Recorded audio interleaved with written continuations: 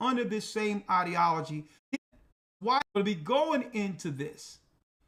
Who was Karl Marx? Well, let's talk about it. Here go this demon right here, and I'm going to be going into this in the academy. This demon right here, who's an Edomite. Charles Weisman identified them as Edom. He know they are Edom. Now, let me put in Marx real quick. Real quick. Look at this. He pointed out in this document all of the Edomites who know they Edom. Karl Marx, right there. They placed his particular socialist, communist ideology over the black people who came in under as slaves. It was the Democrats that kept us under control, under this same ideology that goes right back to what? It goes right back to the Willie Lynch letters. They call it Willie Lynch without letting you know the ideology. The ideology became what? Communist, Marxist, feminist. These particular systems were within the Willie Lynch letter. Mayer Rothschild, Sigmund Freud. Now let's go here real quick. Check this out.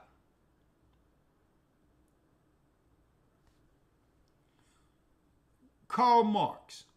Both of Karl Marx's grandfathers were rabbis. Huh? They were what? They were rabbis. And Lenin's grandfather was also Jewish. Stalin, Lenin, Marx, all of these systems. It says right here by Rabbi Stephen S. Wise. Stephen Wise. What did Stephen Wise say? Stephen Wise, the rabbi, said, Wise has quoted the American Bulletin of May 15, 1935, stating, some call it Marxism. I call it Judaism. I call it Judaism. Y'all call it Marxism. But Rabbi Stephen S. Wise says, hey, this is Judaism. All right? So what do you mean by that? Well, let's talk about it. Let's talk about it. All right? Harry Watson, a program for the Jews in answer to all anti-Semites of 1939, wrote, it is an accident that Judaism gave birth to Marxism. And it is not an accident that the Jews readily took up Marxism. All that it's in perfect accord with the progress of Judaism and the Jews, page 148. And the natural inclination for the Jew reject all godly or biblical aspects of government and promote atheistic and humanistic forms of government such as democracy. Huh?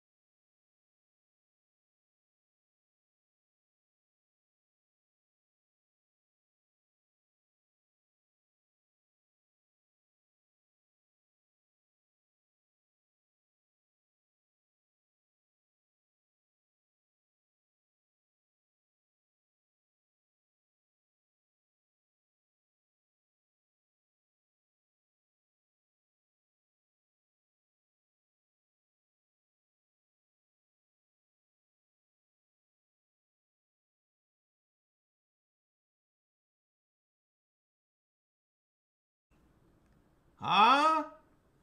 Socialism or communist regimes. So they'll put an East Indian in front, but guess what?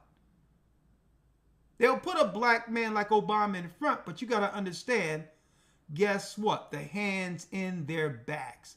Ancient systems. These political concepts stemmed from the Talmudic and Babylonian philosophies of government whose end is in total control and dominion.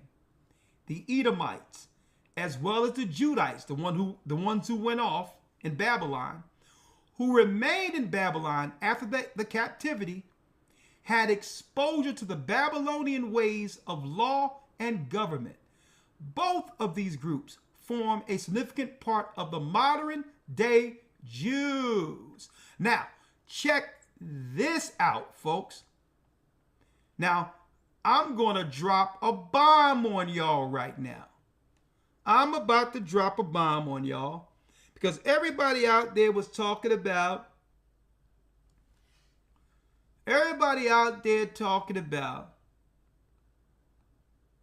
right? Let me get it here. Everybody out there talking about that the white man isn't Esau. Right? Let me get it here 1 second. Let me get one other thing before I go into something here.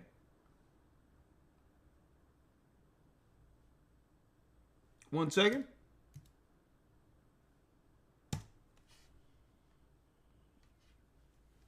Check this out. Let me see if I can find it here.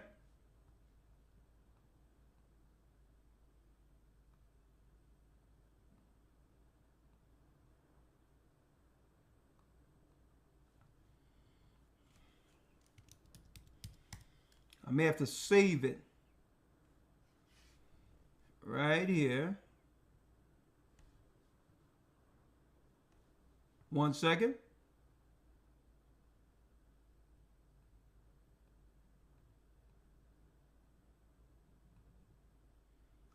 Right here. To the Edomite religions. Right? Look at what it says right here when it comes to Marx and the Edomites. Parts of the Ukraine, right? Parts of Khazar. Check this out. On page 12, right? Let me read it.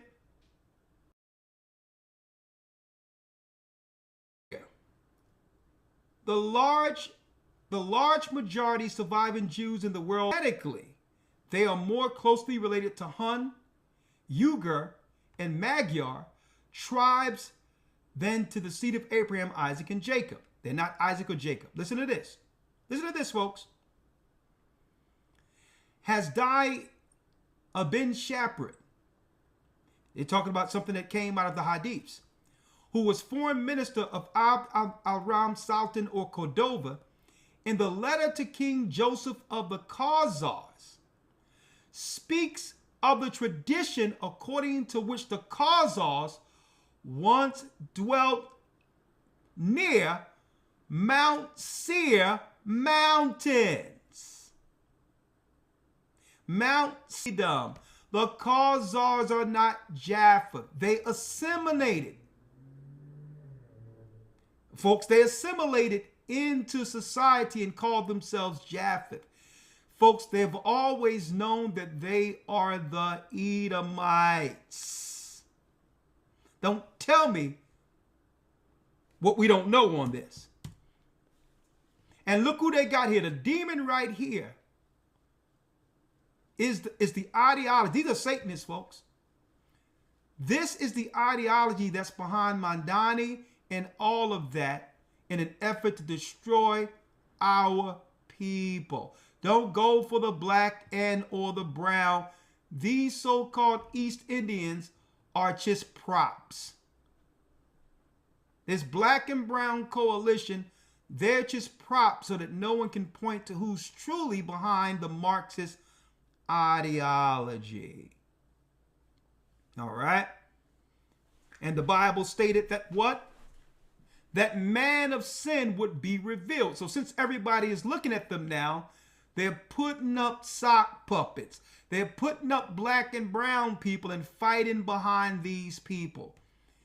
This whole plan to commandeer supermarkets, folks, is Esau's plan that they're going to put on Mom Dining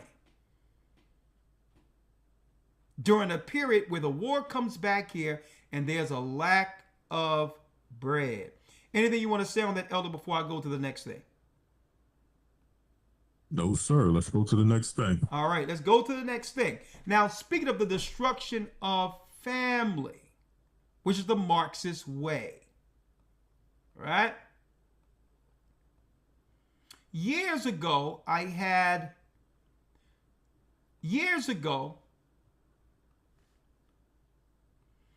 went into Make a Slave.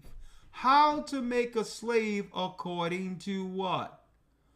According to the Willie Lynch letters, which is really the Marxist ideology.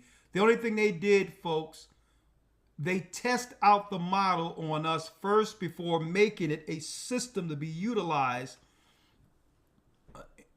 in order to control other countries. Okay, they used us as the guinea pig, right? Now let's talk about because in order for us to make it through this, folks, we're going to have to break the socialist stronghold that's over our people. It's deeper than the Willie Lynch. Willie Lynch was a psychological system that was set up by Esau, the synagogue of Satan. Let's make a slave, right? I'm going to talk about that in a moment. Let's make a slave. Well, there's a few things I wanted to talk about with this. Hold on. Let me get it here, if you will. Let's make a slave. Let's talk about it. Real quick. Let's make a slave, right? So what must they do? Let's go down here. They must humiliate and castrate and feminize the man and humiliate the black man before the woman. Right? And what? And then they will train the women to do what? Let's go through it. Right? Let's go through it real quick. They'll train the woman to respect the slave master over the man and train the children to fear reprimand of the master. Right? Now and I'm going to show you how this applies into our particular society. Right? Let me read it. The breaking process of the Judite woman. Okay? Because we are not Africans. Okay? We are Israelites. Then take the female and run a series of tests on her to see if she will submit to her desire willingly. Test her in every way, because she is the most important factor for good economics. If we have her, she is the one that's going to drive our economy for years to come, generations to come, if we can get the Judite, the black woman, on board. If she shows any sign of resistance in submitting completely to your will, do not hesitate to use a bullwhip on her to extract the last bit of B word out of her. Take care not to kill her, for in doing so you spoil good economics. When in complete submission, She will train her offspring in the early years to submit to labor when they become of age. Understanding is the best thing. Therefore, we shall go deeper into the area of the subject matter concerning what we have produced here in this breaking process of the female Judite. We have reversed relationships. In her natural uncivilized state, she would have strong dependency on the civilized male, and she would have a limited protection tendency toward the independent male offspring that would raise the female offspring to be dependent like her. Independent, folks. I don't need a man, folks. So we don't even understand how deeply rooted this psychological program is. They programmed her into believing that individualism separated from a man was empowerment or a choice of hers. Nature had provided time with balance. We reversed nature by burning and pulling one civilized apart and bullwhipping the other to the point of death, all in her presence. So we're going to humiliate her man. To do what? To give her a generational psychological trauma. To see the black man as less than. By her being left alone, unprotected with the male image destroyed, the ordeal caused her to move from a psychological dependent state to a frozen independent state. In this frozen psychological state of independence, she will raise her male and female offspring in reversed roles.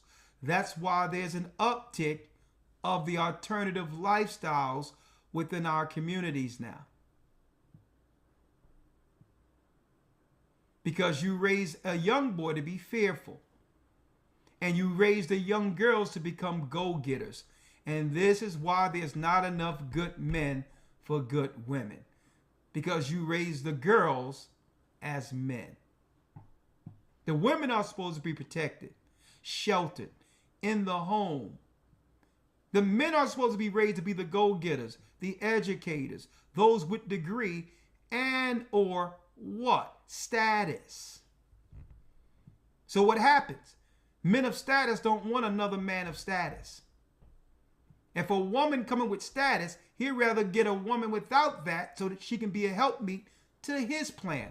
A man do not want a woman competing with him because he's the man and now she's operating in the spirit of one. The Judite woman out front and the man behind and scared. This is a perfect situation for sound sleep and economics. But what happens when the truth comes? Look at this. Let's see what happens when the truth comes.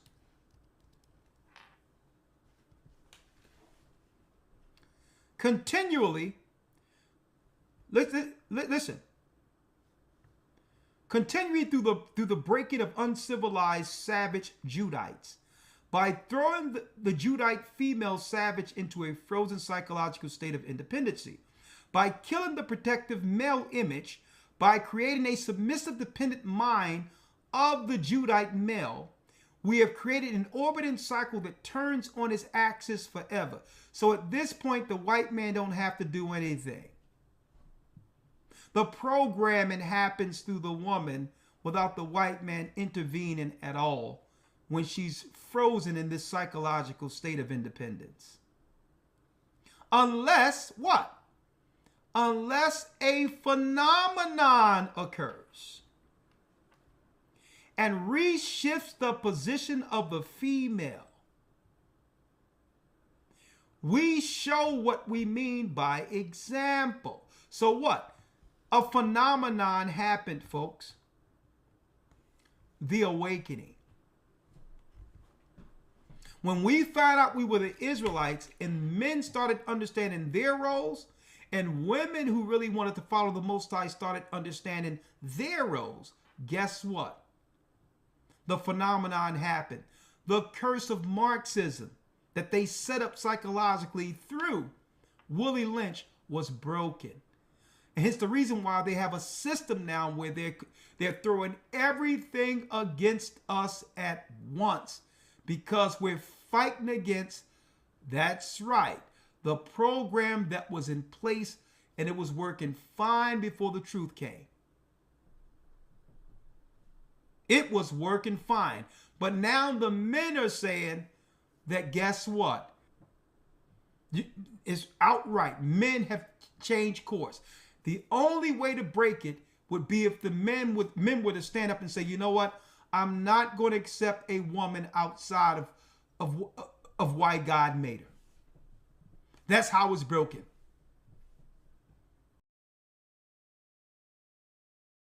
Get a man if she's not going to submit and fall under a program. And guess what? It's happening. So what are they doing? They throwing everything against us at once because what? The will is broken. They've created the Marxist will. So once Judah started waking up, Israelites started teaching all around the earth.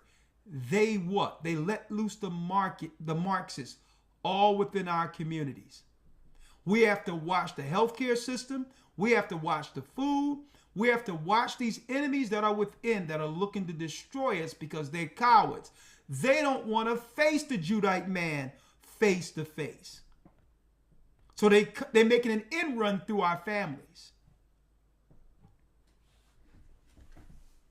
And what we're seeing here is the Marxist ideology controlled by the synagogue of Satan playing right out in front of us. And I wanted to highlight that, folks, because this is why they dismantled America and is seeking to totally destroy it so that the lion is roaring. There's no putting this back the way it was. We will never go back to the way it was, knowing that now we are the chosen people of God. And they know it. Their psychological game, their magic, their sorcery, it has been founded, and they're being exposed as the sorcerers, as the Satanists they are. So the only way they can defeat us, folks, would be to be destroyed. It ain't gonna be a thing where a man is under a woman. Okay? If a man is, if a woman is under a man and he's gay, they both are going down. According to the Bible. Okay? So you're going to need a man, which means you need a man that you have enough respect to what? To submit to. The obedience to man is the obedience of God. They've been fighting us through proxy.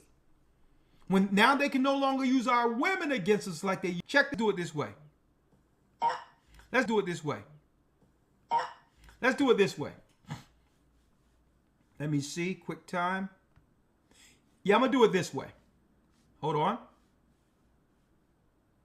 A brother called in during Patreon to prove to you that what? The Marxist programming that had us acquiesce to that spirit is now broken. Check this out. Fair use, broken. Check this out. Fair use, home, they try to flip it and try to claim he was controlling. Let me make it clear, folks. There's no greater controlling species on earth than a female. I don't care what the race is.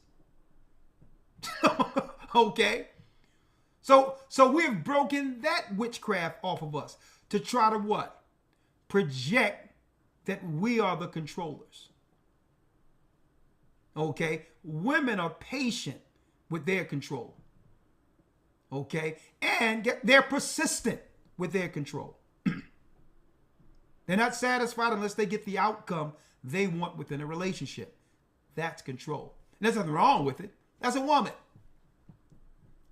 Now, if she's a virtuous woman, that works in your favor. Okay? But again, we don't want to hear no more about women have to step up because men don't want to. And I'm going to use this as an example to show you that the curse is breaking. Right? To show you the curse is breaking. Check this out.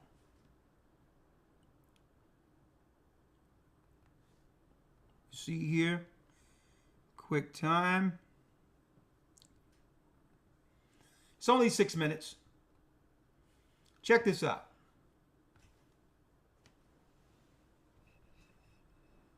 Check this out real quick.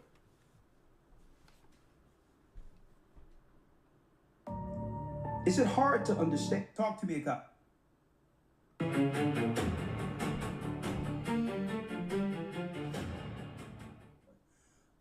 So talk to me, Akashi. Well, yeah, Elder, I wanted to ask your advice on something. Yeah.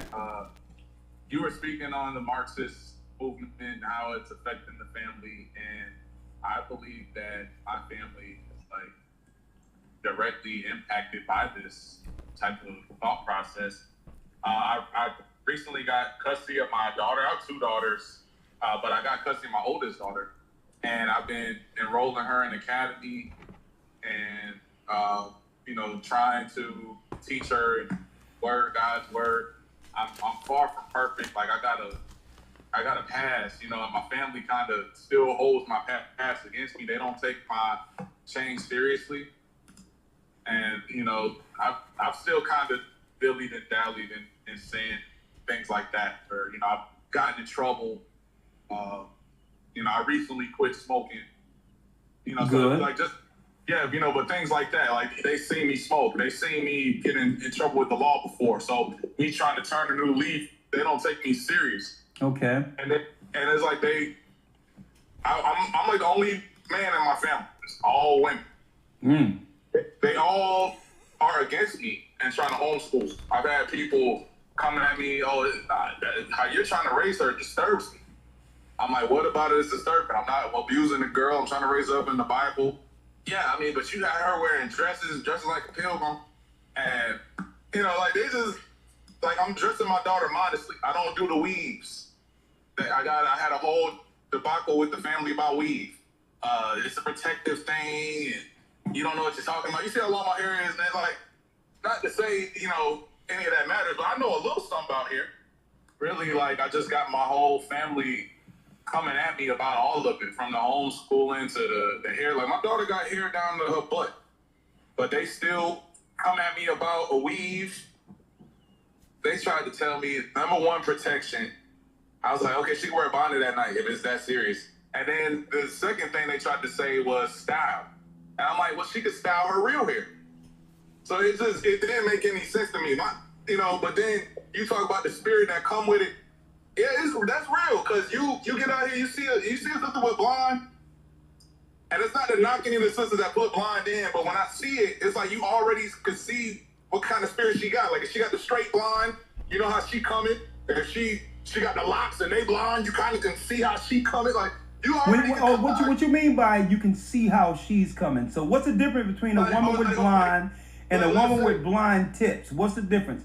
Well, I mean, what is the difference in what you prototype or profile when you say you see them coming? This is the general archetype that I've noticed. Okay, if she got blonde locks, a lot of times she's an Egyptian, Kemetic, spiritual universalist. Which? Yeah. Okay, and she got the blonde straight. She's the corporatized, Karen wannabe, pseudo type. Like she still could be a city girl black, but she knows how to code switch and get into those fields with them folks and play into the role. She gives off that aesthetic almost. And the list go on. You see the one with the turquoise hair. Okay, she got the septum with the turquoise. You see the spirit on her. She always like I said, you get a sister with straight blonde hair, a lot of them have a similar energy, similar spirit. You get a sister with locks with blonde hair. She got a similar spirit. They all got blonde locks, and they may speak different doctrines, but it's similar. None of y'all follow Christ. The Bible. You heard that, lawyer? Yes, sir. Yes, sir. Loud and clear.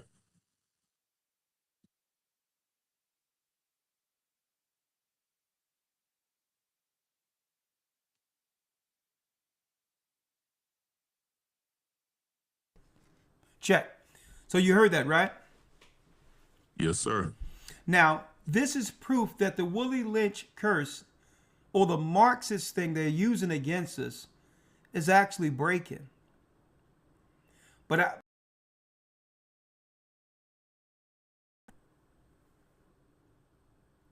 what is this thing? First of all, I respect the fact that he came in humble, admitting his own faults. Like, I haven't been perfect. I did some things wrong. He started talking about some of his past indiscretions and all that. He said, but now I've turned a new leaf. I'm a better man. I want to be a better man for my daughters. So he gets the daughter under his custody, and she loves the Most High. She's in the academy, the I Am Royal School. She wears dresses, and all of the women, a whole family of women, claim that she's looking like Little House on the Prairie. Like, she's not dressed like a harlot and all these others with her behind out and all that. She looks modest, and she's being shamed by all the women she loves and respects. He's trying to protect his daughter purity. And then on top of that, they are now pressuring him, grown women, to put in weave when she got hair going down her back. So I need to understand what this is. When men are stepping up, breaking the curse, and is seeking to break the curse for their daughters, only to get pushed back by the women she loves and respects, who should know better.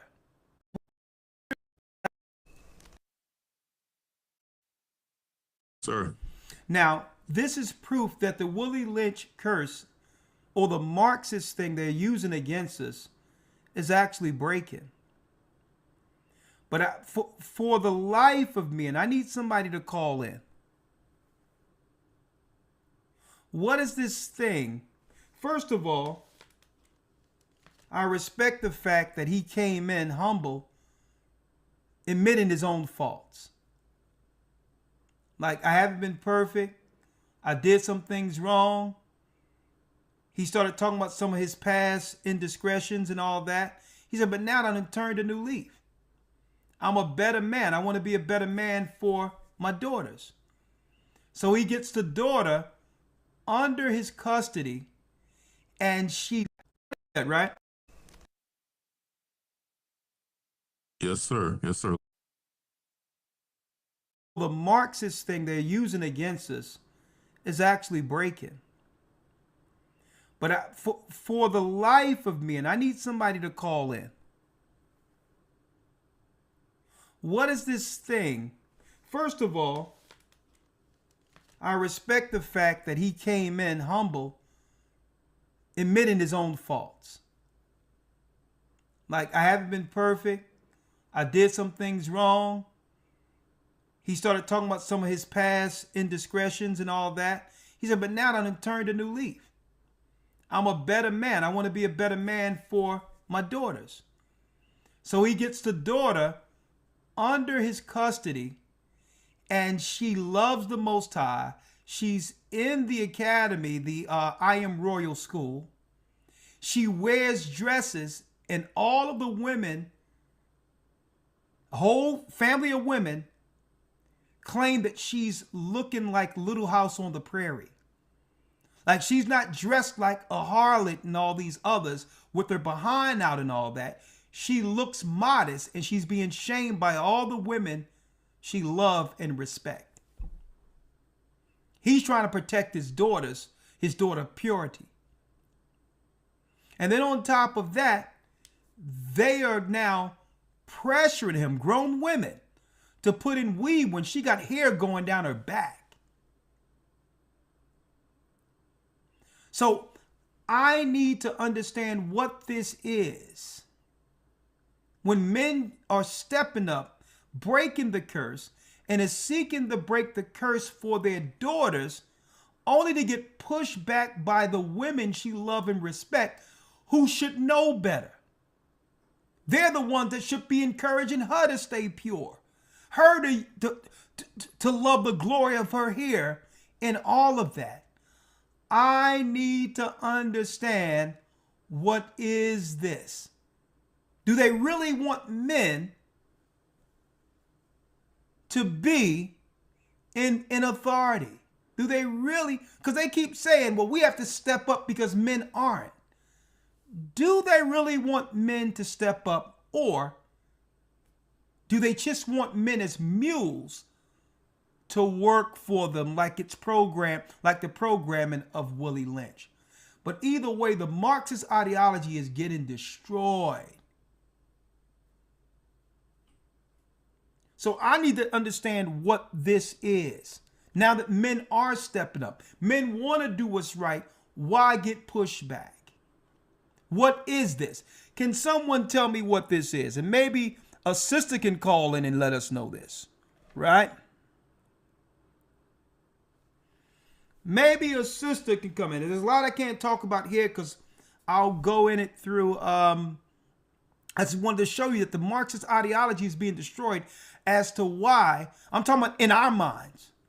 When we found out we were Israel folks, that was the game changer. See, at one time, they had the Marxist control on autopilot, where they had to do nothing at all because the conflict was already programmed since slavery. They knew that they had to do nothing because they had the woman in position of authority to keep the traditions and to keep the control over the black man going. But it's over. So now that we're fighting back and saying, no, if we're going to take all the blame, we're going to need the authority that comes with the blame. So because of this, the Marxists is dismantling everything altogether, because this is how they fought Judah indirectly through his own families for generations. And now the gig is up. So somebody need to tell me what's up with that when a man want to stand up and help his daughter in a room full of women, grandmothers, sisters, and all of that, all the girl's mother and everybody is now ridiculing him and trying to find ways of separating her from him because he's trying to get his daughter to walk virtuously. Can someone tell me what that is out there? 445-888-2759. Demon. All you have to do. And they're still trying to say, well, they're going to put it on him. Hey, hello, you there? Because he's trying to get his daughter. 612 area code. What's going on? Can someone tell me what that is out there? 2759. Yeah, 612 area code. Hey, yeah. Can you do me a favor? Can you turn off the broadcast in the back? Shalom, Elder. Hey, do me a favor. Can you turn off the YouTube in the back? Hello? Shalom. Shalom. How are you? Your name? Shalom. Talk to me.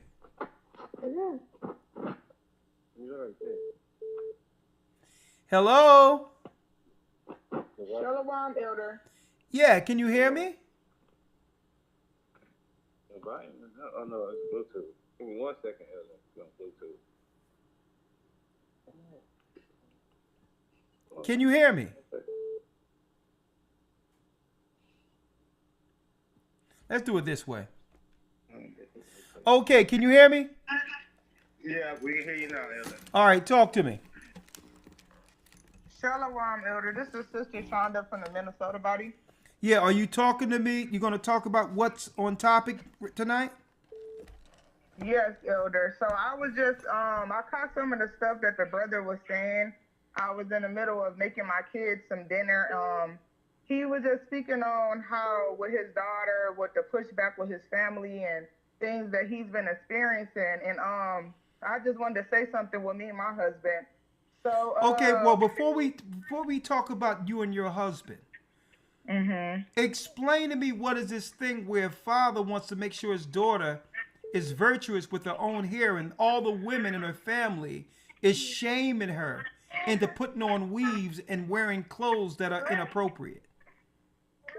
So since you know, me and my husband, we I'm hearing you at different times when you're No, talking. what is all the noise in the background?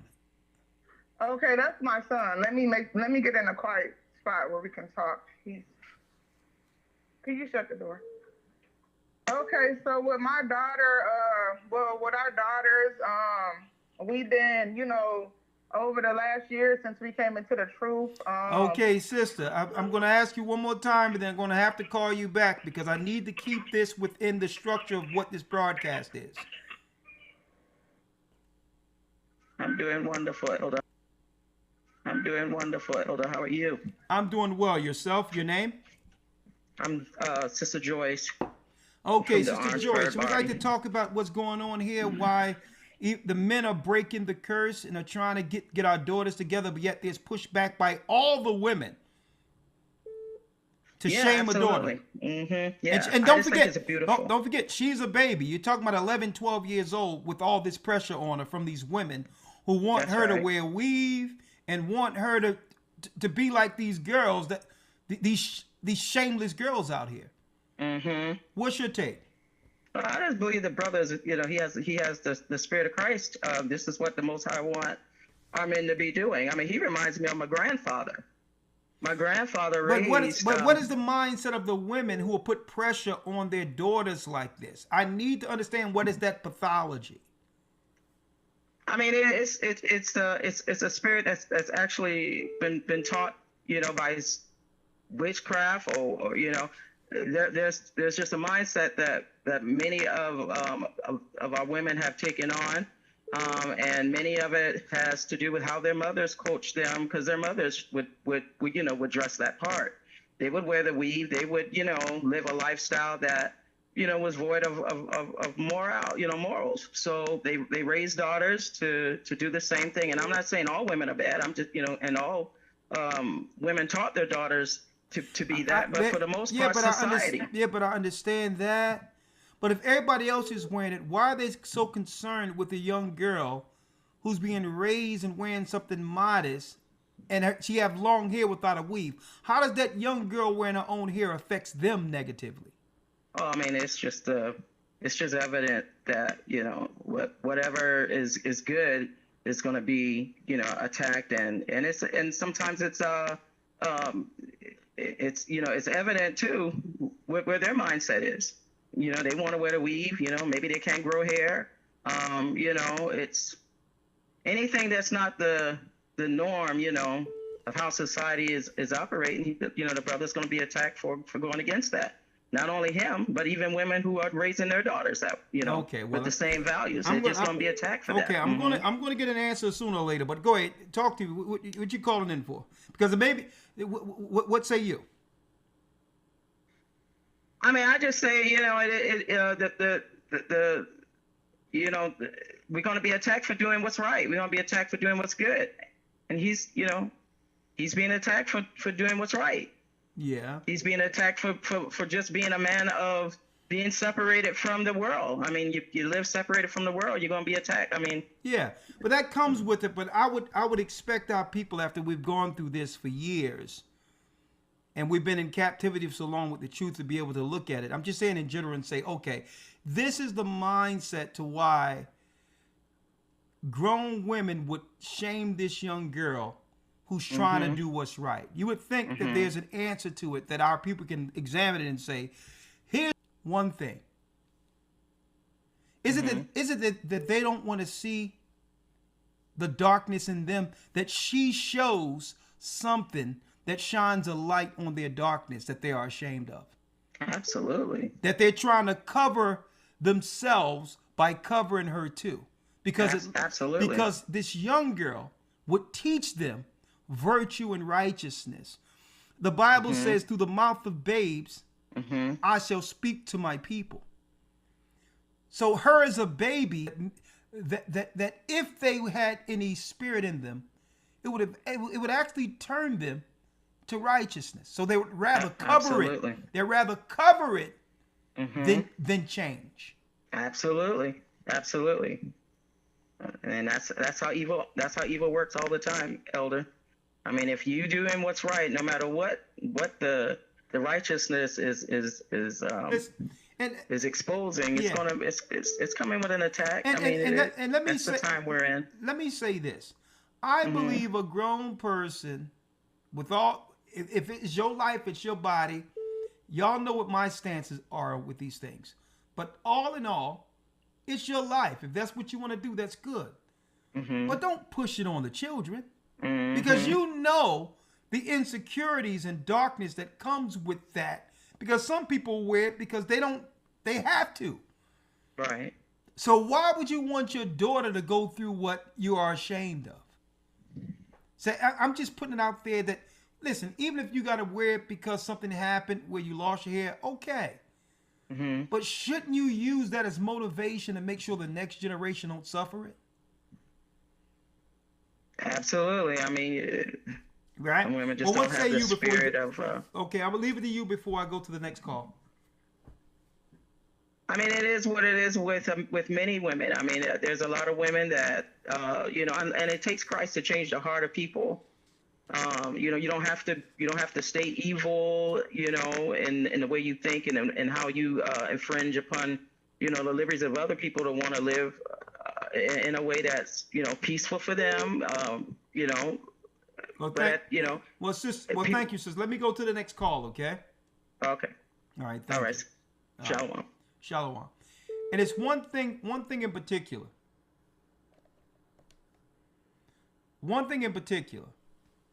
And someone put it inside the chat. And I already had that scripture here waiting. Luke 17:32, Elder Lawyer. I already had it in waiting. Luke 17.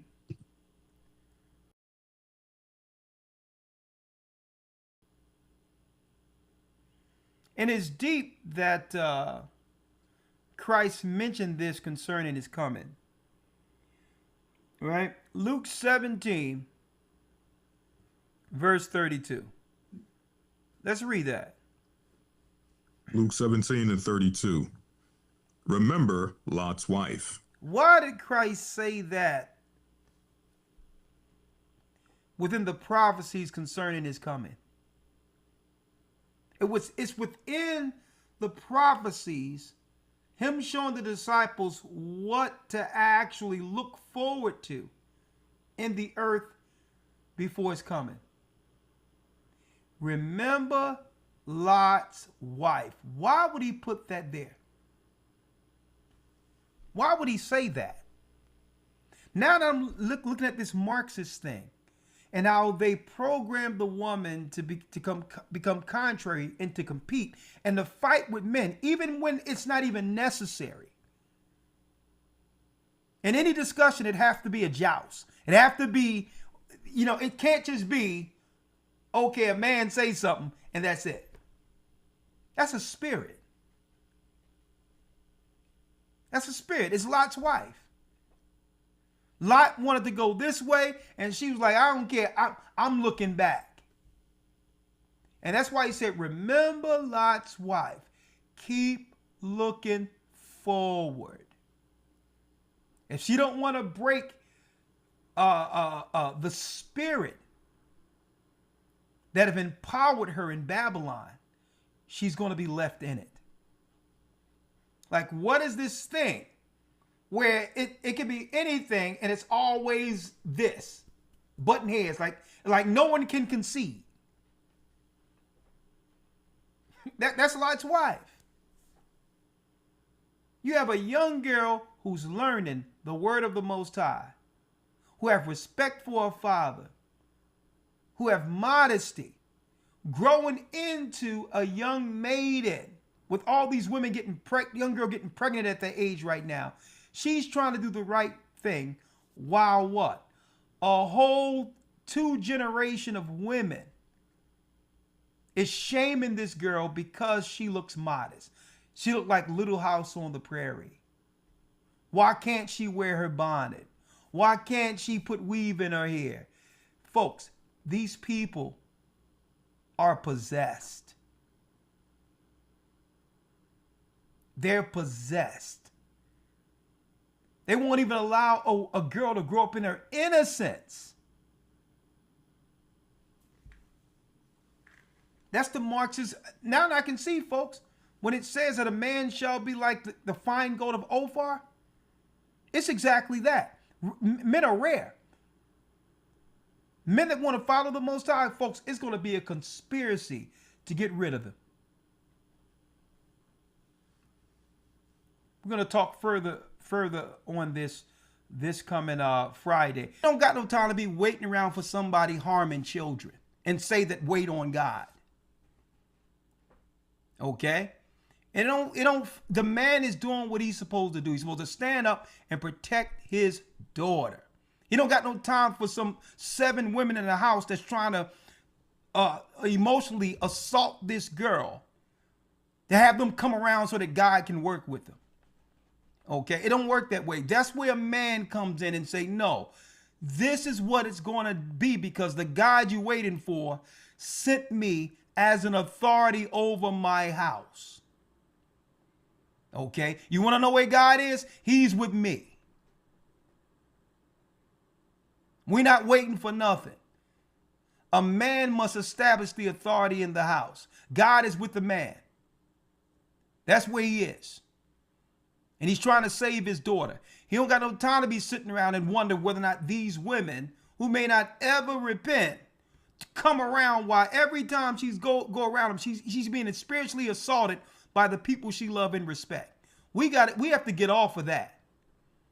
When the man takes on the position with the authority of the Bible, God is in the room. That's how it works. The God you're waiting for has turned this young man around to protect his family. Okay? Let me put that out there. We have to stop playing around with this stuff. How you doing? Waiting around for this stuff. And we can still pray for these people. Okay? We're talking about immediate answers that comes through accountability with adults. We can't be waiting around for some adults to come around, okay? Who's doing harm. We have to do what's right by the young lady. No one is talking about what the young lady's going through. We have to break this stuff, man. Yes, sir. I definitely agree, and Go ahead. I wanted to add in. I believe you taught on the subject about Eve's burden, and I believe it predates way back to the garden about how, the enemy has always tried to put the woman in between the man and try to put her equal to the man. And so how we got here is also through feminism, like God throughout history. No, but that's not plain. Why? Why don't they want what's right for the daughter? Since they always had a desire to experience something, and they had their life to live. Why don't they want something better for their daughter? Why? Shouldn't something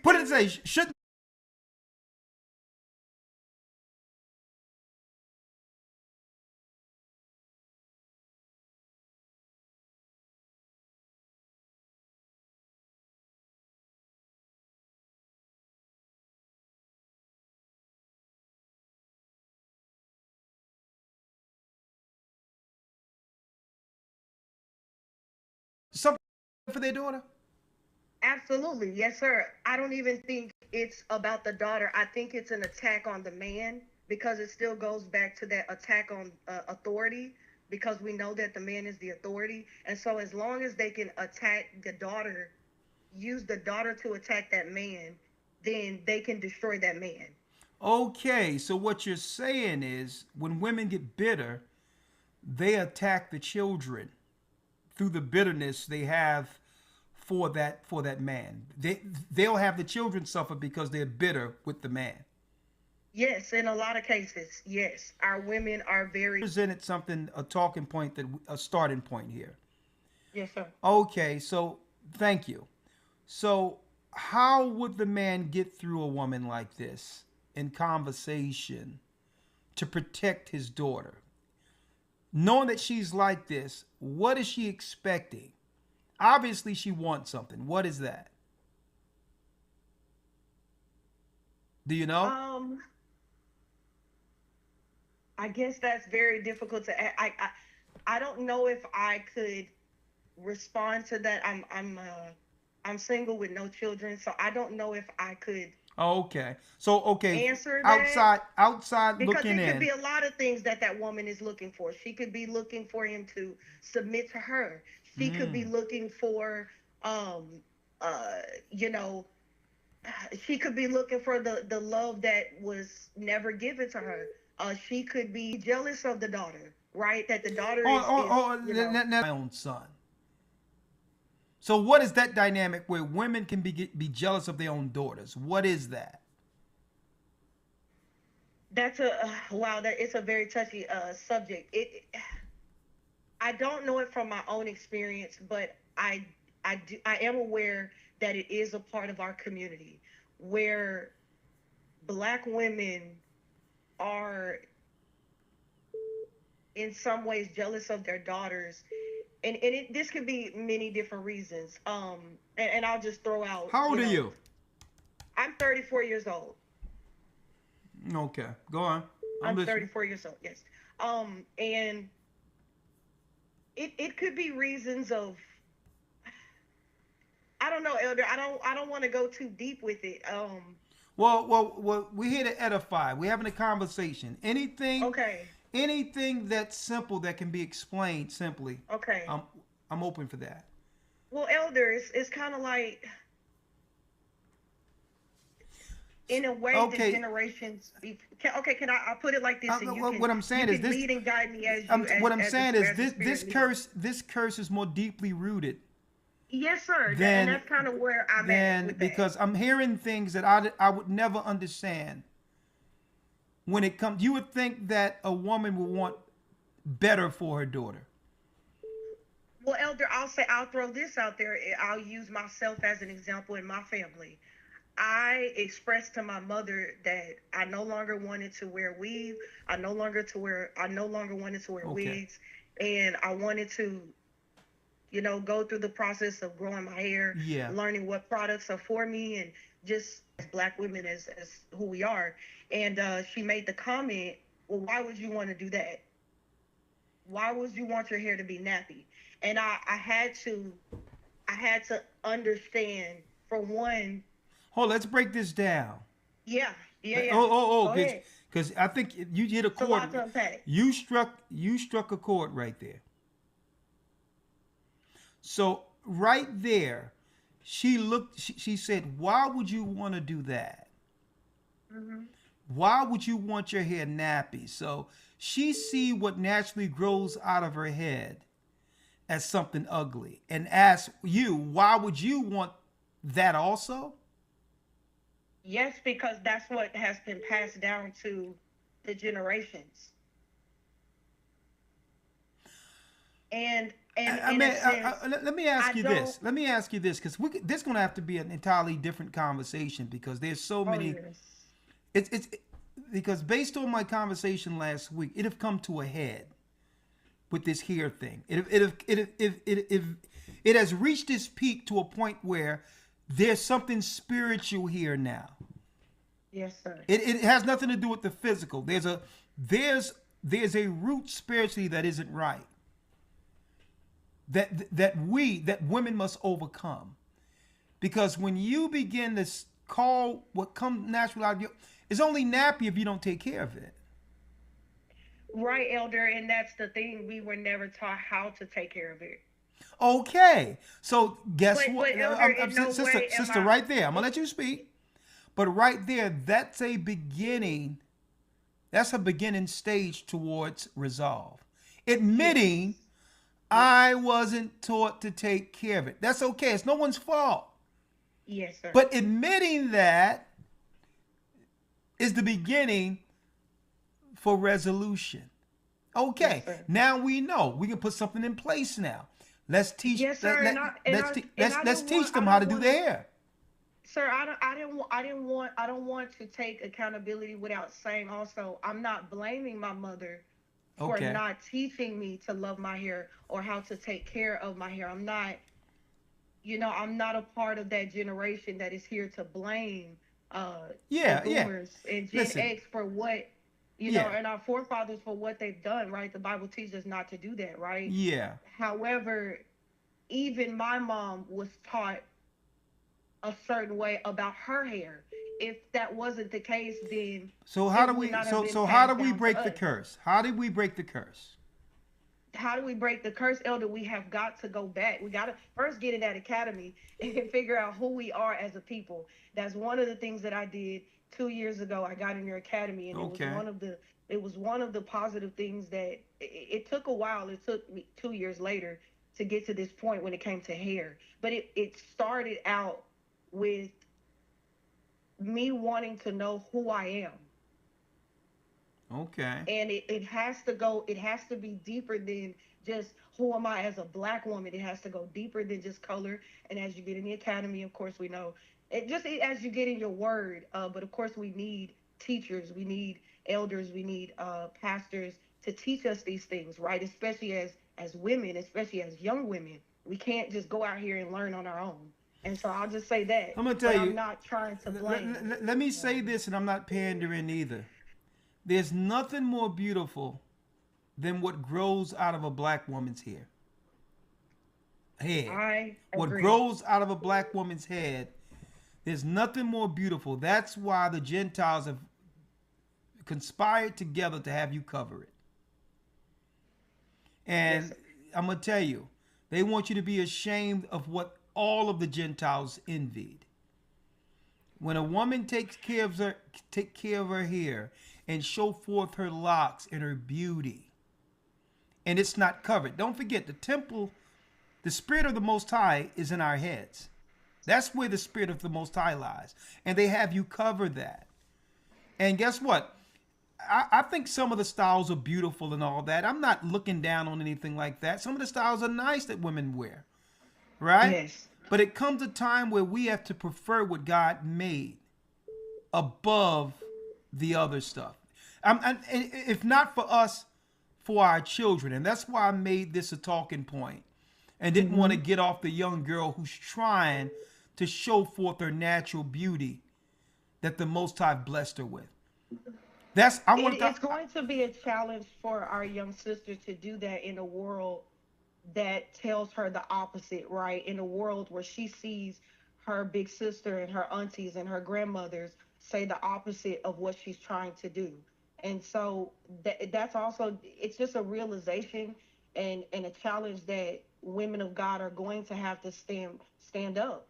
We're going to have to stand 10 toes down. Let me tell you, because that's what's going to be a challenge for her. And she's being raised up in a totally different generation than mine, right? Let me tell you, Go ahead.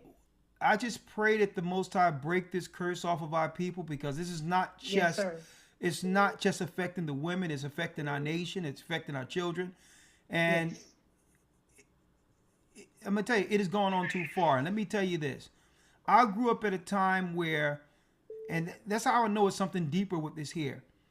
Going into school, a girl would come in with pretty hair and all these others and long hair, and men, the young boys would like her. And the next thing you know, she would get jumped. They would try to stab her. And the first thing they do was go after her hair to rip patches out of her hair. I've seen this growing up. The maliciousness of when someone came in showing their hair on how they were treated. And back then I was like, there's something wrong with this. And now in a move to that, to everyone is obsessed with this hair, right? And it has to stop. It's because I'm going to tell you, based on what I'm going into right now, a change is coming. And when the change comes, when all of the products stop shipping, when the Strait of Hormuz doesn't open up and trucks isn't delivering things like it used to, and a lot of these stores and beauty shops shut down, I believe that a lot of these women are going to have to adjust themselves with the reality that comes with a different world with no cosmetics. It's coming. Yes. Now, either our sisters begin to pivot on that particular day. So I'm telling you, that's why we put it. But when these products aren't going to be delivered and people are going to have to deal with the reality of who they are in the mirror. And it's best that our sisters first get their spirit together, pray, become modest, and submit to the Almighty, but then look at themselves in the mirror with nothing on, fresh face, out of the shower, and say, you know what? Lord, I'm going to build what I have naturally. Yes. And love who you made in me. It's going to come a time, either they're going to transition on their own, or they have to deal with it, have it thrust upon them with no wiggle room. But either way, it's coming. Either way, eventually people are going to face themselves. Yes. And like I said, women, they have the right to make a choice. It's their life. But trying to push that on the next generation as the Most High is breaking the curse, that's dead wrong. And we don't got no time to be waiting on somebody to change when it comes to them pushing something daily on children. That's like somebody selling drugs on a corner, and I'm saying, hey, how are we going to stop this generational curse of drugs being sold in our neighborhood? And someone tell me, well, listen, we got to wait for the Most High to put something on his heart to put that dime bag away and come to the Most High. And when the Most High puts something in his heart, then he can stop selling the drugs. We have to get off that. We have to protect the innocent. If a child is being harmed in any way, that's 911. We don't got no time to wait for some adults to get their minds right. Yes, sir. I completely agree. I'm an educator myself, and I completely agree. We have to protect the innocent. And as women of God, we definitely have to protect our daughters, because right now they're being used as pawns for the enemy's playhouse. And if we don't step in and humble ourselves and turn from our wicked ways, then the Lord will continue to turn his face, and will continue to deal with the destruction and the curse of Jacob. And that's another that's another one of the teachings. Sister, let me, if you don't mind, let me get the next call because somebody's waiting. All right. Absolutely. I really appreciate your time. I appreciate it because there was some edifying conversation that leads to resolve when you call. So I really appreciate it. I was so nervous. Well, don't worry about it. I'm glad, because really we have to edify. I want people to take something from the conversation that's not a pie in the sky. Resolve. How do we fix something that's going on right now that we have no time to wait for? All right. Thank you. Yes, sir. All right. Thank you. Take something from the conversation. 954 area code. Hey, man. Elder Lawyer. Yeah, this brother Andre from Knoxville. You know me, man. How you doing? Yes, sir. Do me a favor, Lawyer, real quick. Real quick, Andre, hold that. Yes, sir. I need you to get what's that? It's in my mind. Wisdom of Solomon 15. Yeah. In the meantime, Andre, what say you? Well, not much, man. Just a quick question. Hold I'm on, gonna hold on, jump hold off on. this. And let me say this. Yeah. Let me say this. Yes, sir. Hold on, I'm not talking to you. I'm speaking to the. I'm gonna let you know when I'm speaking to you. Okay, Andre? I understand that after years of going through this curse, it's not going to be a fix overnight. I understand that we went through a whole generation where there's a lot of sisters. We're seeing it on TV where they shave their hair because they don't have any hair. I understand that. I understand that some women cover their hair because of whatever issues that are going on and all of that. Okay? And I totally understand it. I would never speak down on anyone trying to cover their hair because there's medical issues and things of that nature, or because through time, eventually, the hair went. All right. Listen, that's fine. When do we stand to break the curse to make sure our daughters know better? When do we say, well, okay, we have dealt with that, it's okay, but I'm going to fight to make sure these insecurities that come with this doesn't fall on the next generation. That's all I'm talking about. Right? Because if we don't break the curse, if we don't change the tide, then it'll never change. We can't wait for it to change. Right? Go ahead, Andre, real quick, and I'm going to let Elder Lawyer read the scripture in a moment. Yes, sir. Man, I was just, same question as usual, but you were talking about in the, beginning of how, we got limited time to like 2030. Do you think by the time y'all next baptism is, because I'm on the list, will I have time for that before Babylon fall? Like, will the world end? Like, because, every time y'all come out with an event or a baptism event or some kind of holy day, something in the world happens. You know what I'm saying? So I'm just wondering, Well, brother, believe me, before it all goes down, we'll have you in that water, okay? Thank you, man. My brother. Yes, sir. All right. Well, Elder Lawyer, let's get the scripture when it comes down to the modest woman, how girls should be operating according to the word wisdom. No, Yes, it's sir. 20. It's in 25. Hold on.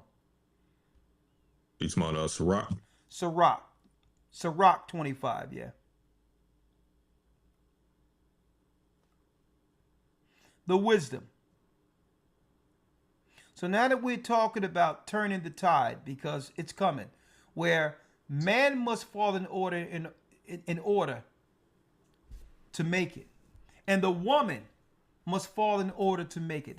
And we both must fall under the order of the Most High. How is it? What do we teach our daughters now? Right? Let's go to wisdom. Let's go to Ecclesiastes. 25. And let's go straight to it, where it talks about raising the daughters to be chaste. Yes, sir. 25 and Where it talks about the liberty to make sure. Hold on. 26 and 10. 26 and 10. That's it. Thank you. Yes, 26 sir. verse 10. 803. Hold on a second, okay? 25 and 803.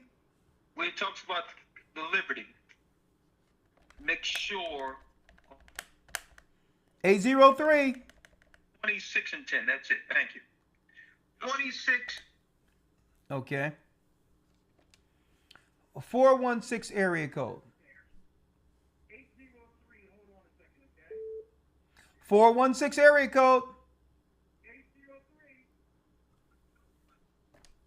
All right. That's in on phone calls. They're not answering when I give their number. So, all right. It's a time to break down anyway soon. And thank you. Thank you, Carol. Who can find a virtuous woman? Witches and harlots want to cast their spirit on every woman and child they come in contact with. That spirit wants our women to look in the physical like the trance they are creating. Oh man, that's some harsh words right there. All right, let's go down to it again, Elder. Yes, sir. Before we do that, I wanted to read something on that point. All I right, had what to you load got? it up earlier, but I'll just read this real quick. Yeah. And then I'll read the one in Ecclesiasticus, and I have one more after Ecclesiasticus. No, just go. Give me all yours first, and then we'll get there. What you have? Yep, this is Romans 1 and 29. Romans 1 verse 29. Let's go there first. Right, and this is pretty much in regards, it's off the back of that comment, but it's really in relation to what you were asking earlier as to why someone would want to pretty much impress upon the child the same cursed behavior that they know was detrimental to themselves. Romans 1 and 29, I'm going to read it down to 32. It says, being filled with all unrighteousness, fornication, wickedness, covetousness, maliciousness, full of envy, murder, debate, deceit, malignity, whisperers, backbiters, haters of God, despiteful, proud, boasters, inventors of evil things, disobedient to parents, without understanding, covenant breakers, without natural affection, implacable and unmerciful. Key verse 32. Who, knowing the judgment of God, that they which commit such things are worthy of death, not only do the same, but have pleasure in them that do them. So there's a desire to see others. When a person is dealing in darkness, there's to some degree a desire to see others dealing in that same darkness. Closest thing I compare it to, you've heard stories before. We've heard it in the WNBA. We've heard it even on a lower level, a high school level, where you'll have a locker room with female sports. And it's like they're not satisfied unless every single girl that walks into that locker room embraces the alternative lifestyle. They're not happy until everyone is consumed with that darkness. So I liken that to the same situation where when it comes to especially situations like this, again, they want to cast and pretty much embolden even a young child to want to deal in a lifestyle that they understand is not beneficial and has only been detrimental for themselves. But I'll read this real quick in Sirach. Okay. 26, and I'll start at verse 8. Okay, let me get it real quick.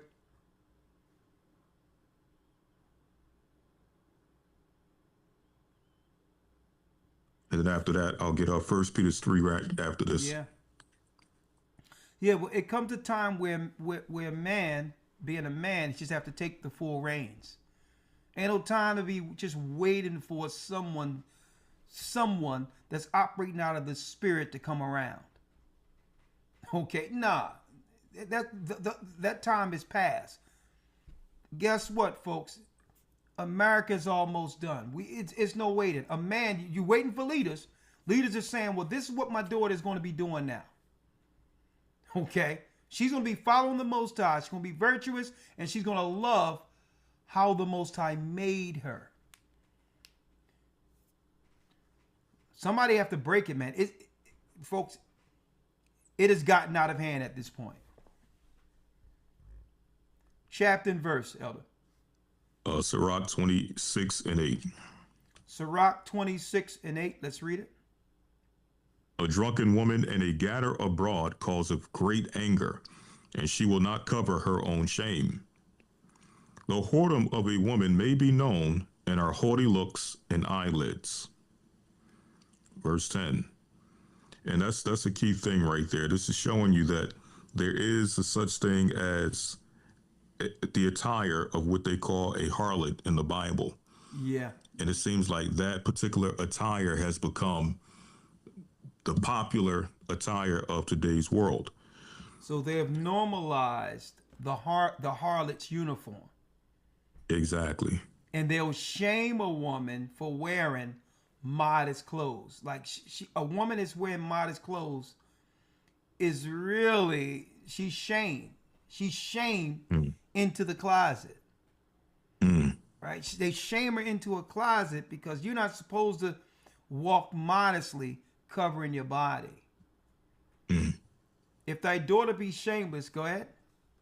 If thy daughter be shameless, keep her in straitly, lest she abuse herself through over much liberty. Because she will abuse herself with over much liberty. And by doing that, folks, she'll lose her purity. She'll lose her soul. Right? So it says, if you see a girl that don't know that doesn't hide her shame, that means she don't even know that everybody's looking at her like that. Right? She think it's normal. No, you keep her in straitly. You keep her in the straight and narrow. You keep showing her that she don't have to be ashamed of being virtuous, even if every other girl is out there doing what she's doing. 11. Let's read that. 11. Watch over an impudent eye, and marvel not if she trespass against thee. And marvel not if she trespass against thee. So that's why the scriptures made sure that it was a part of what? The discipline to keep a young lady chaste with self-respect for herself.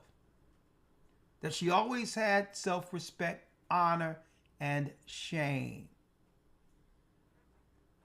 Always. Right? Because understand that. Because of what it can cause within society. What it causes. Like, listen, you have power at a young age that must be people out here, men in general, who are seeking to take advantage of you. See? And what the brother was doing, he's trying to protect his daughter. He know what's out there. And once she gets out there, okay, and partake in whatever the world is, guess what? Her eyes are open, and he may never recover his daughter back. And you know what? It'll be her with the other women now trying to convince the other girls to come on in. And shaming other girls into it now. What else, Elder Lee? Anything else? Yes, sir. Last one. 1 Peter 3 and 3. 1 Peter 3, verse 3. And this is addressing the insecurities the sister spoke about earlier, showing you that there's only one way to fix those insecurities, and it's not based on what you're going to put on externally. Yes. 1 Peter 3 and 3. Whose adorning, let it not be that outward adorning of plaiting the hair, and of wearing gold, or of putting on apparel. So it's not saying that you can't do those things. It's not saying you can't beautify yourself, but understand that that's not addressing the insecurity. The insecurity, as you're going to see, can only be fixed internally. How do we know this? When you put on the aesthetics, the outward things that beautify you, you may feel emboldened and empowered for the moment. But once you take it off, what happens? The insecurity comes back. So now the Bible gives the solution. Here's the solution. Verse 4. But let it be the hidden man of the heart, and that which is not corruptible, even the ornament of a meek spirit, a meek and quiet spirit, which is in the sight of God of great price. This is the only way you're going to fix the insecurity. You got to work on, you got to clean the inside, as Christ said. You got to deal with the inside of the platter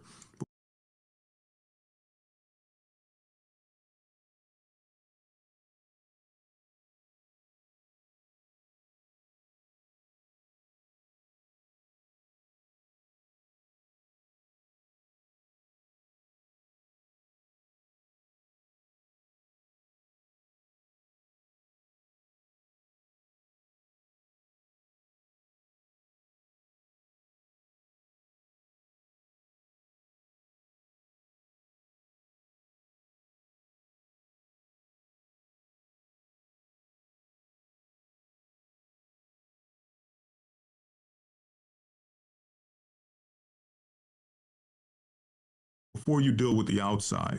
And that's the only way you're going to fix it. Well, Elder, that was a great point, because why? It seemed like the temporal covering is really, it's temporal. Like you're right. looking to satisfy something immediate to cover that, you know, no matter how much you do that stuff, you continue to do it because you know something is missing that can only be fulfilled from the inside. Mm. And then guess what? If your spirit is totally satisfied where it doesn't affect you that way, of course, women always dial themselves up and do little things. No one is saying that Exactly. you can't do that. Exactly. But it comes a point where it's becoming too much, to a degree where there's a hidden spirit that's getting covered. All right? So that's the whole thing. Don't let that be your glory and beauty, is what it's talking about in Peter's. Let it be the inward man. Okay, let it be you building on the inside, and don't have to cover that through outside aesthetics. All right? That's all it is. Because, hey, you know, of course, girls want to dial themselves and all of that, but you have to understand when it has gone overboard, okay? And I'm not one to police what someone does, but when I hear about something like that with that little girl, you know, it's a shame. The curse, it's like the curse is never ending, right? And it's upon our sisters to break the curse for these young girls. It's up to you. Right, but I know what I'm about to break open right here. I'm gonna show you what I did on the plate. Man, lawyer, let me tell you something. What I'm about to break. Right, young man, let me show you what I did. I get it turned up right here, man. I made homemade lasagna with some crispy broccoli, and I put a little tossed salad, and I made my own Olive Garden dressing with a little tinge of sweetness with the honey up in there, and I'm going to sprinkle that with Parmesan cheese. Now let me tell you what I did with that bread. Now, I usually make my own bread. I have no time for it. But I took some potato bread. You know, I select that thing with butter, and I put some garlic salt and Italian seasons, buttery situation, threw it under a broiler, and slid that thing on a plate. Man, let me tell you what's happening with this lasagna was like manna. It was like there's another square that I'm about to go deal with.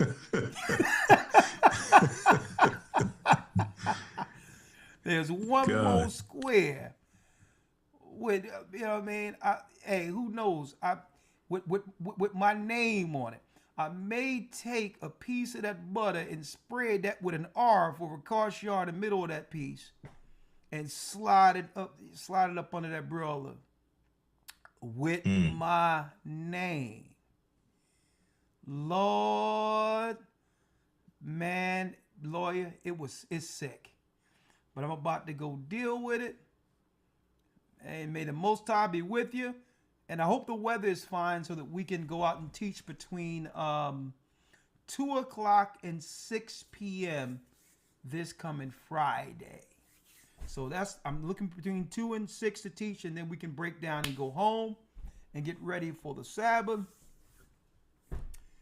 May the Most High be with you. Stay prayed up. Sin not. We will soon see Israel. And folks, guess what, folks? Link into the Spirit, be baptized, operate using the fruits of the Spirit, while Christ gathered the elect to the elect. That's right. You don't have to fear. None of what we've broken down was for any of you to fear what's to come. Ye that endure unto the end, the same shall be saved. Follow the Most High. Don't fall for the tricks of the enemy. And guess what? We'll all be in the wilderness. And when we're in the wilderness, guess what, folks? We're going to be flipping some pancakes. All right? Let's make it. With that, may the Most High be with you. Stay prayed up, sin not. We will soon see Israel. That's right. We are the children of Israel. And yes, we are back. Have a great night. Elder Lawyer. Yeah. Lasagna, here I come. Shalom. Yes, sir. Shalom. Arabs and Africans told us together our wives and children then sold us. Thank you, Lord. In the belly of these great ships we traveled and fed. By the rivers of Babylon we found our brothers here. Together us in Colombia, Reuben from Australia, Issachar, the Mexicans.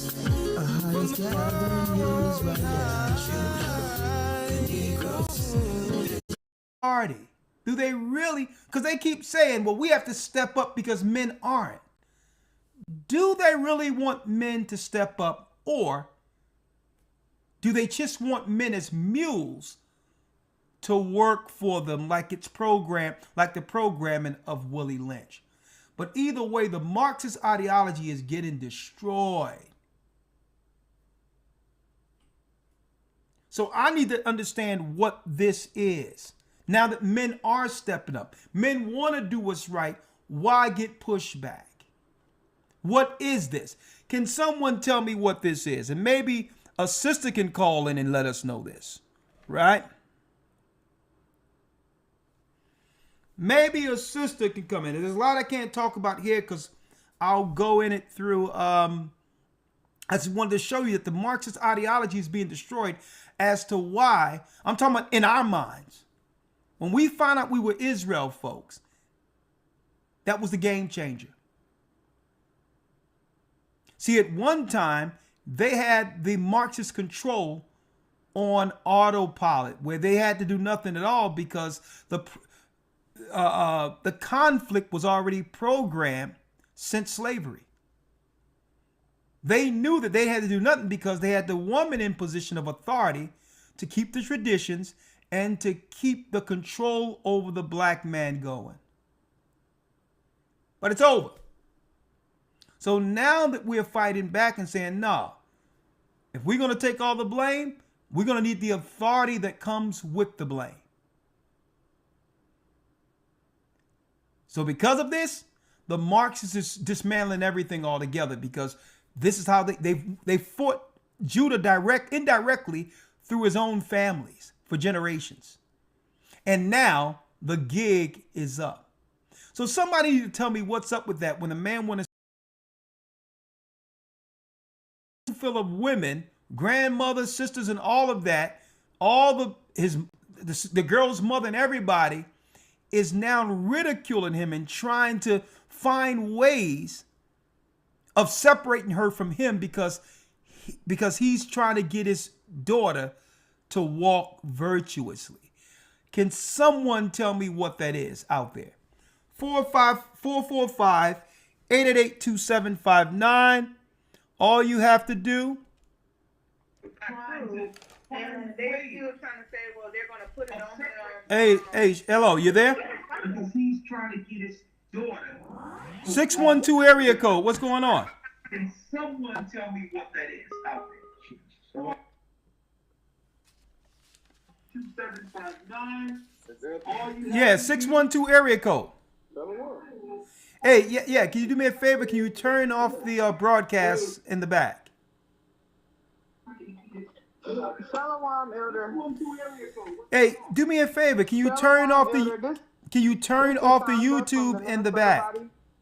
Hello? Shalom. Shalom. How are you? Your name? Shalom. Talk to me.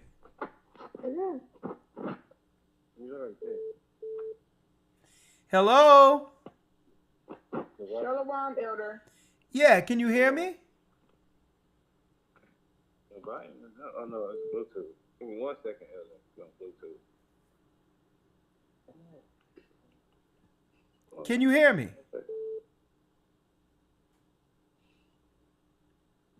Let's do it this way. Okay, can you hear me? Yeah, we can hear you now, Elder. All right, talk to me. Shalom, Elder. This is Sister Shonda from the Minnesota body. Yeah, are you talking to me? You going to talk about what's on topic tonight? Yes, Elder. So I was just, I caught some of the stuff that the brother was saying. I was in the middle of making my kids some dinner. He was just speaking on how with his daughter, with the pushback with his family and things that he's been experiencing. And I just wanted to say something with me and my husband.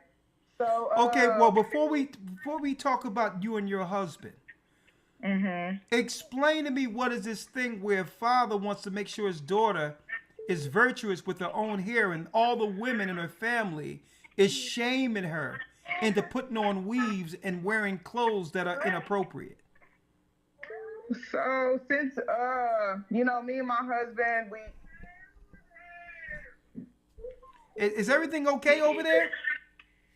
Yes, everything's okay. I'm just, it seems like that we got, like, I'm hearing you at different times when you're talking. No, what is all the noise in the background?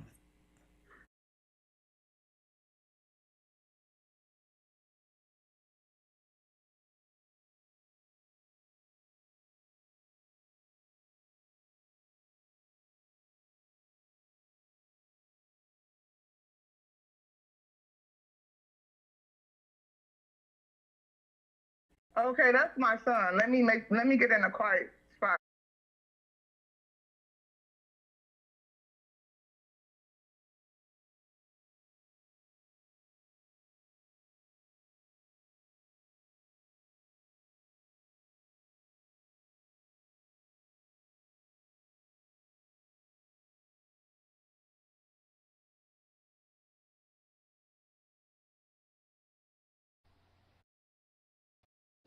But some people will get mad at us if we try to show who God's people are.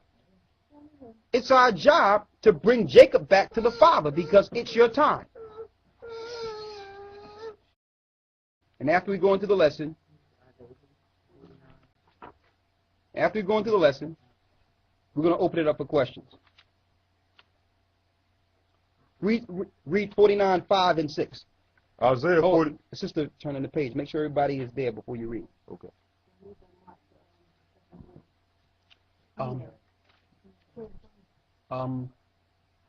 8222 673. Read it. Isaiah 49 and 5. And now, saith the Lord, that formed me from the womb to be a servant, to bring Jacob back again to him. To do what? To bring Jacob again to him. How can we bring Jacob back to the Father if we don't tell Jacob who he is? How? So it's not wrong teaching who Israel is. Read. Though Israel be not gathered. Though Israel be not gathered, that's why we call it the gathering of Christ. Even Paul taught to the Jews first and then the Gentiles. How can we teach the Jews when the Jews don't know who they are? So we have to first tell them who they are. Read. Yet shall I be glorious in the eyes of the Lord, and my power shall be my strength. And he said, it is a light thing that thou shouldest be my servant. This is what a servant of the Most High does, and we are servants of the Most High.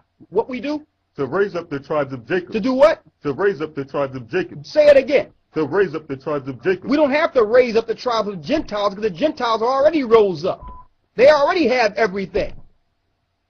Now we have to point to the meek, those that are in low estate, the poor. We have to aim our gospel first to the Jews and let the Gentiles know they have a place if they respect the Jews. That's no problem. You respect the Jewish people over in Israel. What's wrong with respecting the real Jews? Okay? The real Jews get no respect. But we will, because our big brother will bring our respect. His name is Christ. Okay? That's another lie, too, that the Christians in this government is claiming that they're waiting for Jesus Christ. All callers are muted and they unmute themselves. Claim they're waiting for Jesus Christ. They're building a space station and weaponry out in space to fight against Christ because they know Christ is coming to bring the poor's kingdom. Okay? Now let's go into the lesson to prove that. You ready? All right.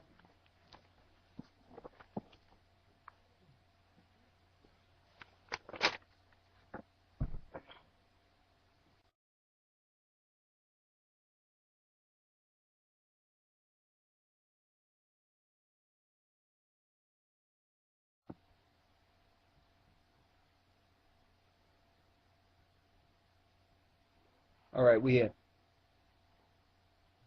Let's go into the lesson. Now, we're going to show you beyond any shadow of a doubt that, number one, America was set up by Masons, and this government and the religion that came with this government is directly from Satan. Okay? The only laws that matter are the laws that oppress the children of Israel.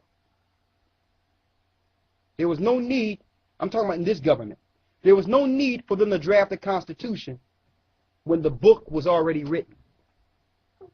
The Bible was already here. Okay? It doesn't matter what problem that we may have in this earth. Doesn't matter. Stealing, killing, adultery, whatever. Every law is in the Bible. Every law. We're going to show you that America is ancient Babylon, Egypt, Rome, all wrapped up into one. And the real God is not being taught here at all. At all. He's not being taught here purposely because they are afraid that the true people is going to link into the God that took down the gods of the nations. They are afraid that you might find out. They are scared to death. Okay? It's your God that's causing havoc in this earth.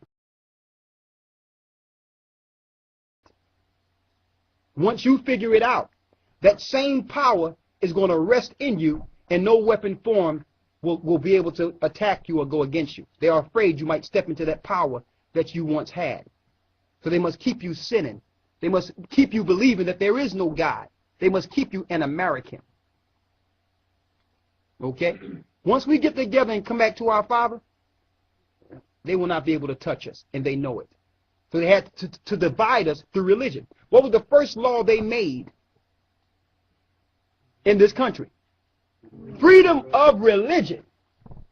Now you tell me, why would a group of Christians, that's what they tell you they were, why would a group of Christians put freedom of religion in the Constitution? They wasn't Christians at all. They were Satanists. They were Masons. Okay? They wasn't true Christians. You're going to find out Christianity itself. I'm going to tell you. Christianity in the form it's in today is the most evil and wicked and vilest religion in the earth. Because every place this Christianity brings bloodshed. Every place it goes. Bloodshed, murder, separation, and democracy. All right? You can do what you want here. This place, how many people think that this is a God-fearing country? Please raise your hand. Tell the truth, man. You think this is the God-fearing country, sister? Because we all have free will. Free will. We do. We have free will. Sis, I'm asking you, is this a God-fearing country? Not as much as we should be.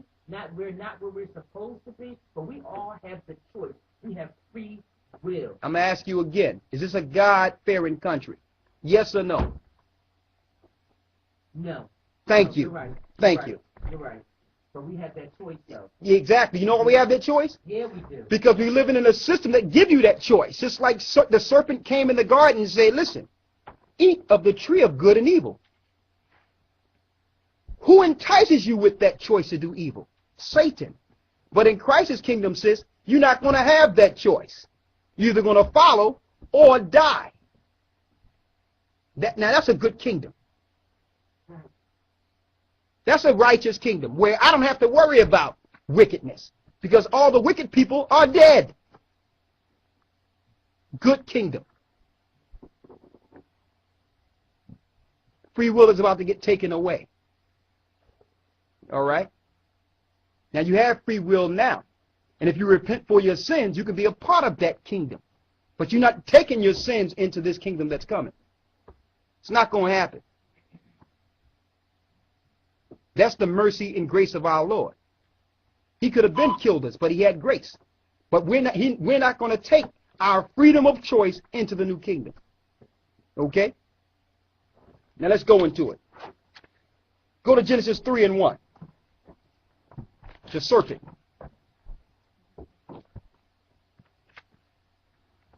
We're going to show you the origin of Satan.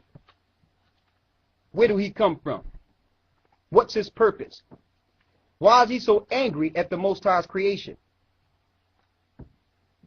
And how he get power? Satan wouldn't have power if he didn't have government.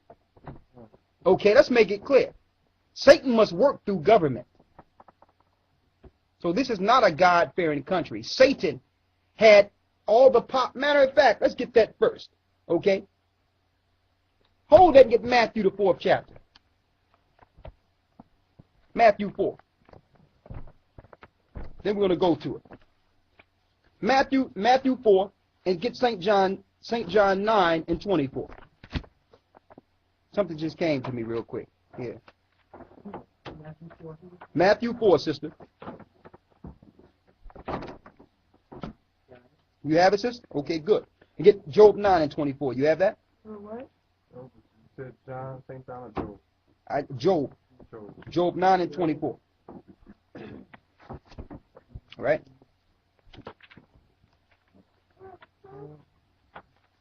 This is key.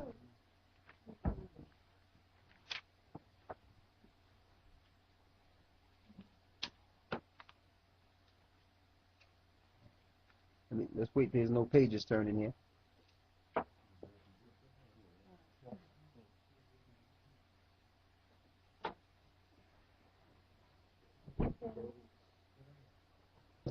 Okay. This is key. I hope you all get this. Huh? You need a pen? Job 9:24, sister. Now I hope y'all really get this, because this is key.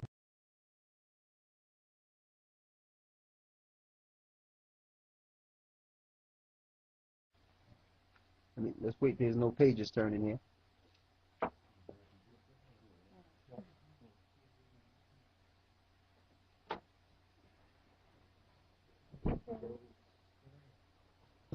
Okay. This is key. I hope you all get this. Huh? You need a pen? Job 9:24, sister. Now I hope y'all really get this, because this is key based on the lesson we're about to show you here. Job what? Job 9:24. Ready? Job 9:24. The earth is given into the hand of the wicked. The earth is given to who? The hand of the wicked. The earth is given to the hand of the wicked. So don't get mad that things are happening to you. Don't think that God is doing some of these things that happens to you here. Okay? To some degree. Do me a favor. Can you take a back there for a second? Thereof. So the real judges that should be judging righteously are not judging, because Satan have covered them. So all these judges that are set up are Masons. So you're looking for righteous judgment from your government, you will not get it, because Satan is their God. Read. If not, where and who is he? Hold up. If Satan is not ruling, you tell me who's ruling. Okay? Now get Matthew, the 4th chapter, and the 10th verse. Matthew 4:10. Read that. St. Matthew 4:10. Then said Yeshua unto him. Read the 8th verse. Again, the devil. Verse 8. Again the devil taketh him up into an exceeding high mountain, and showeth him all kingdoms of the world, and the glory of them. How can Satan show him all the glories and kingdoms of the earth if he wasn't ruling them? So who's the God of these worlds he's showing? He is. He showed him what he wanted him to see. We're going to show you what he showed him. Read. Verse 9. And saith unto him, all these things will I give thee. All these things I will what? All these things will I give thee, if thou would fall down and worship me. How did Satan have the power to offer Christ the world and the kingdoms if he wasn't the ruler and God of these kingdoms?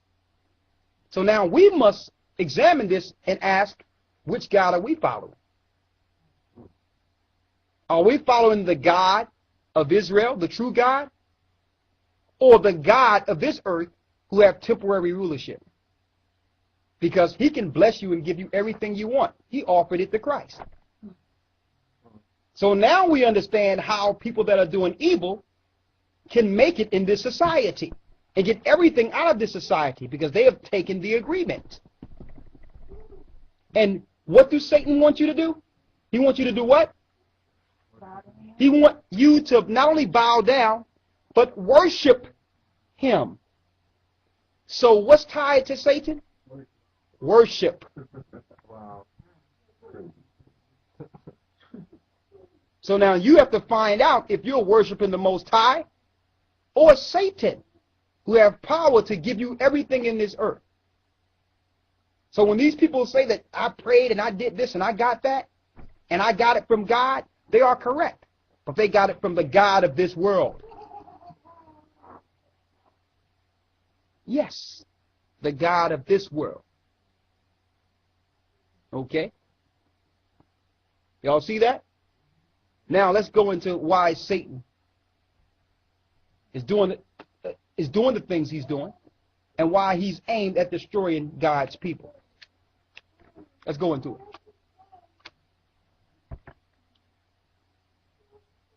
Let's get the beginning of this guy. You at Genesis 3 and 15? Let's go to 3 and 15 and go to Luke 10 and 18. I'm going to use precepts and jump around. The reason why we jump around like this is because that's how you can read the Bible. If you try to read the Bible like a novel, you get lost every time. The mysteries is hidden in the book through precepts. Here a little and there a little. Now, you'll never understand it. Okay? Luke 10 and 18. You got it? Okay. I need you to read Luke 10 and 18 first.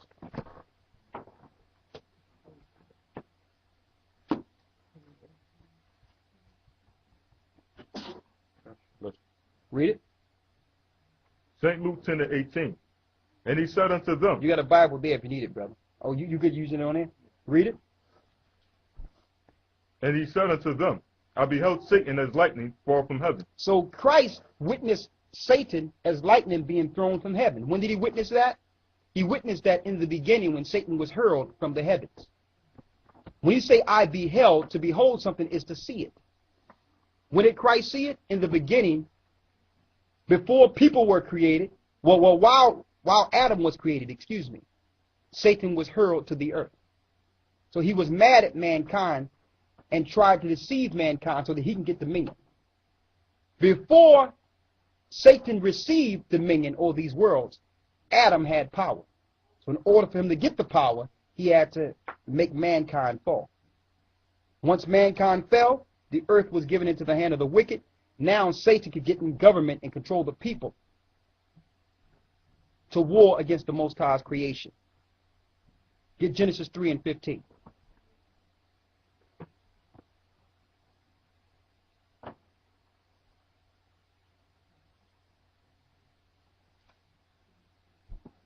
And I have a very good question.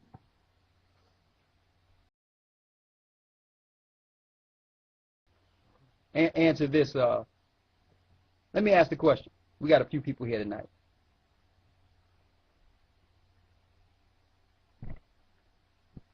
How many people here believe in the Most High God? Raise your hand.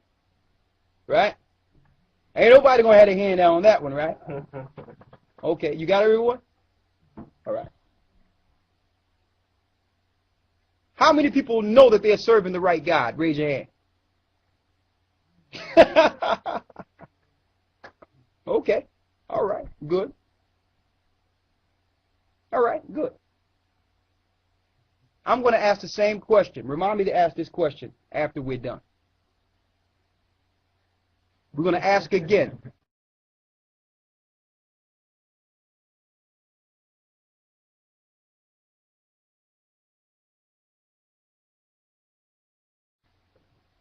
Genesis 3:15. Let's go.